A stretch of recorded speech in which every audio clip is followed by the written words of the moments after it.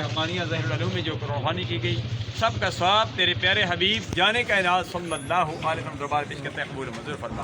امام الانبیاء علیہ تحیت و ثنا کے توسل سے اس گھڑی تک جو حقدار امیدوار بچے ہیں، حاضرین مجلس کی جو گربار رفقا بزرگ اباء و اجداد ننیال ددیال شاگرد مقتدی اساتذہ متعلقین سرکار کی ساری امت جنہوں نے کلمہ پڑھا لا الہ الا اللہ محمد رسول اللہ،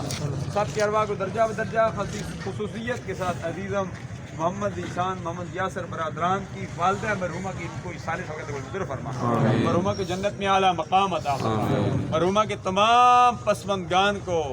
آصف برادران کو، سب کو، یہ فیملی کو یہ صدمہ برداشت کرنے کی توفیق عطا فرما،